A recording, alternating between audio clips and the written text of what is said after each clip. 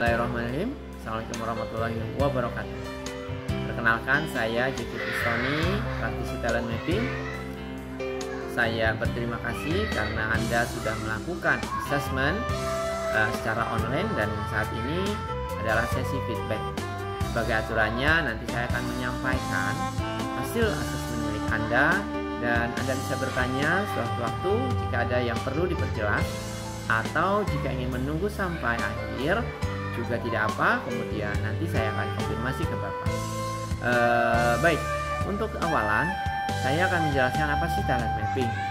Talent mapping itu serangkaian tes atau assessment yang dilakukan dengan tujuan menemukan potensi diri atau bakat yang ada di dalam diri pribadi orang lain, menginterpretasikan kekuatan terkait peran melalui bakat dominan yang di dalamnya berupa assessment yang memiliki 170 pertanyaan.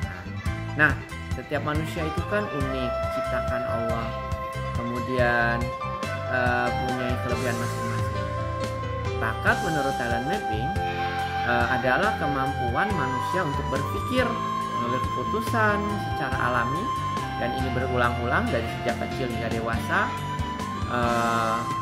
Kemudian bakat di sini adalah bawaan sejak lahir ya, sehingga setiap manusia akan berbeda-beda bakatnya satu sama lain. Hal inilah yang membuat manusia itu unik. Kenapa Sang Kuasa menciptakan manusia dengan keunikannya?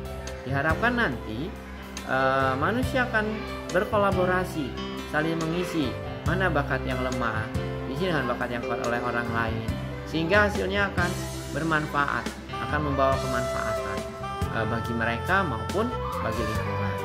Lalu apa itu kekuatan? Nah, kita diminta fokus pada kekuatan dan mensikapi kelemahan. Dan kekuatan itu sendiri maksudnya adalah aktivitas produktif yang berasal dari bakat dominan kita, yang saat kita melakukannya aktivitas tersebut terasa enjoy, nyaman ya, nyaman, kemudian mudah, easy dikerjakannya, kemudian kita itu nagih gitu, ingin melakukan lagi, ingin buat lagi. Selanjutnya adalah hasil yang didapat itu excellent, bagus gitu ya. Kemudian hasil-hasil tersebut ada manfaat bagi orang lain atau bagi kita. Nah, disitulah earn gitu. Nah, kemudian adapun assessment talent mapping yang harus kita perhatikan itu ada 5 bagian, yaitu urutan bakat. Anda akan dijelaskan bakat, 7 bakat kuat, 7 bakat pendukung, 7 bakat lemah dari 34 bakat yang ada. Kita memiliki bakat yang mana?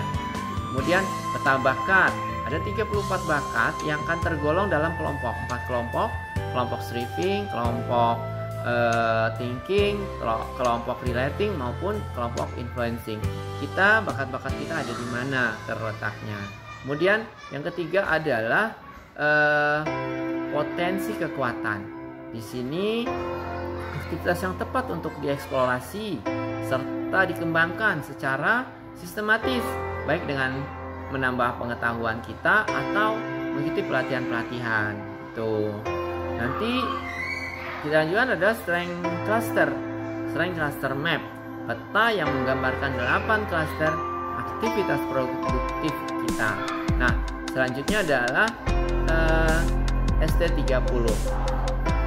Jadi strength typology menampilkan peran-peran kita yang menjadi kekuatan kita. Kemudian kita juga bisa melihat personal branding kita.